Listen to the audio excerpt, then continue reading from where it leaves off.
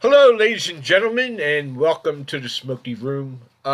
This is going to be quite different since I am sending this out to those of you that support Kamala Harris for President of the United States. I myself am not voting for Kamala. But the reason I am doing this is, in all sincerity, I don't want to antagonize anybody. I don't want any bad feelings, but just human to human, you got to understand that I am very, very, very confused with those of you that support Kamala Harris's policies. Um, I would like to start with I'm asking you, why do you support her when you got to think about that when Donald Trump was president, uh, gas was cheaper, groceries were cheaper, there wasn't as much unemployment, opportunities were a lot better. That's just a fact that cannot be denied. Obviously, you gotta. I mean, you pass by a gas station and you go, "Wow!" I remember when it was about $2 cheaper, and you go shopping for groceries and you go, "Oh my God! I didn't know a banana was $9." I'm exaggerating, of course. But the one thing that really you got to consider is the influx of illegal immigrants coming into this country. You see, when they come into this country, they do not generate revenue. They do not bring money in. Okay, they suck money out, and that money that goes to them in the form of taxes that the administration takes from those of us that work. Well, I'm retired, um, and then gives it to them. So they keep coming in. You got to ask yourself, how is that sustainable, and when does it stop? Now, she's all for open borders. We know that there's no hiding that. Joe Biden is all for open borders. He's a globalist. And I'm assuming Kamala is also, I would consider her a globalist. She believes in a global form of government. That's pretty obvious. So, beings that you're voting for Kamala Harris, how do you explain to me the positives of her presidency? How would her presidency enhance my life? Will it make my grocery bills cheaper? Will it make gasoline cheaper? When you consider that Kamala Harris is completely against fossil fuel, how is that going to make gasoline cheaper? Then you think, well, we're not going to need it because everybody's going to be forced to buy an electric automobile. But then you have to think about how electricity is generated. How is electricity made?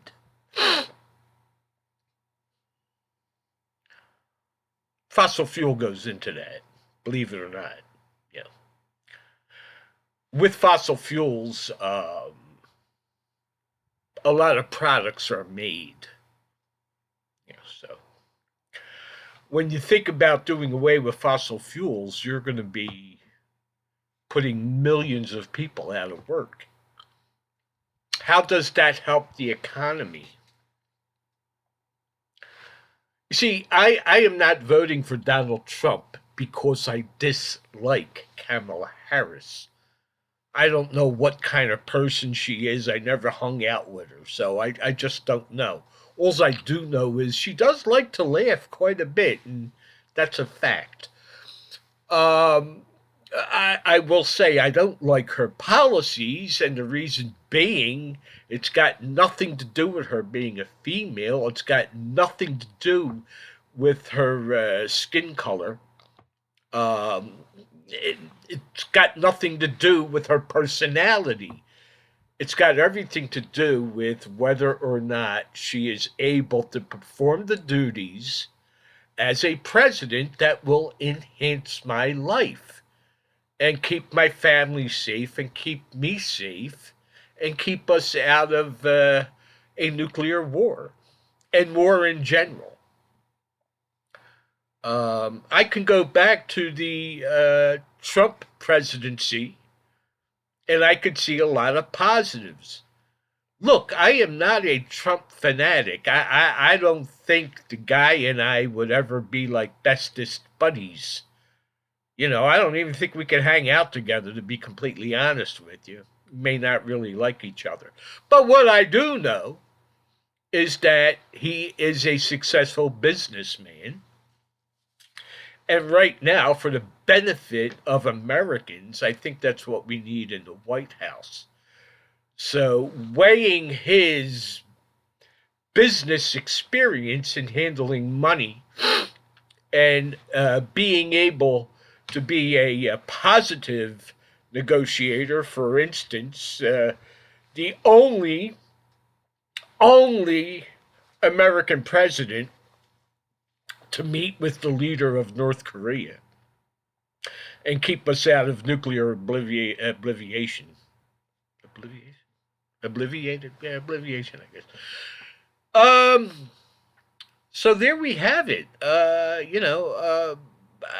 I'm just befuddled. I cannot get my mind around how somebody can look at how we're living now with what we pay out of pocket for groceries and fuel and medical expenses and everything else, the crime that comes from having an open border, the influx of very, very dangerous drugs.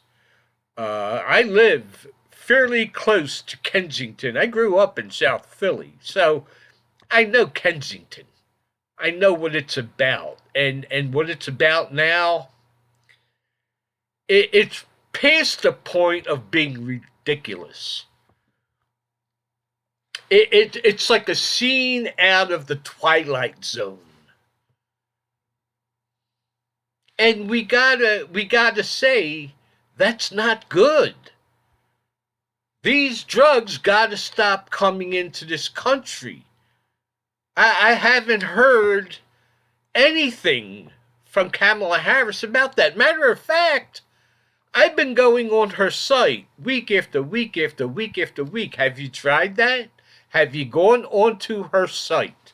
Go onto her site and see if you could find one policy about anything. You can't, because there is none. The only thing you could do on the Kamala Waltz site is donate money.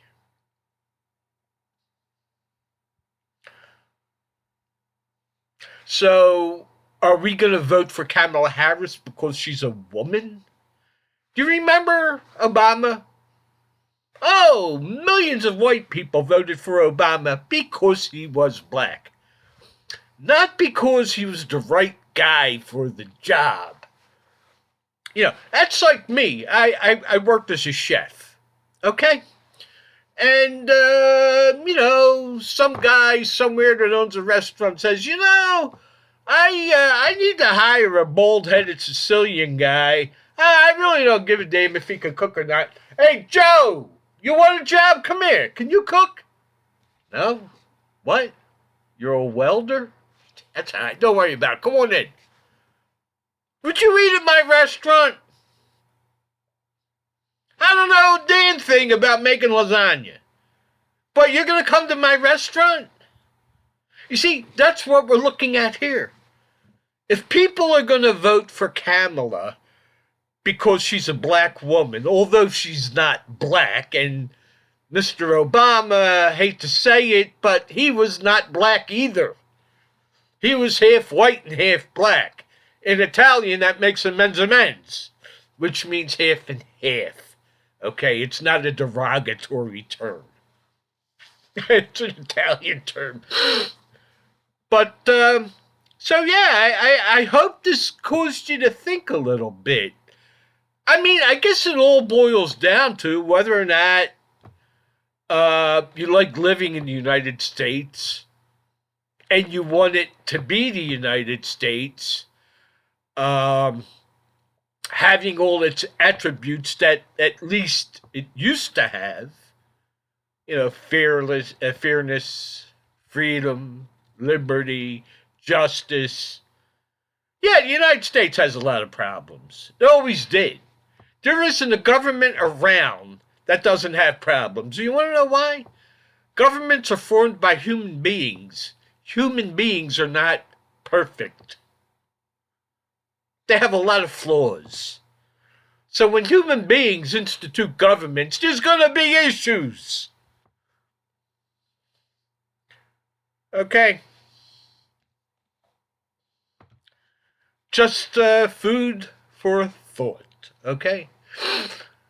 And thanks for your time. And I got to figure out how to turn this off now. So take care of yourself.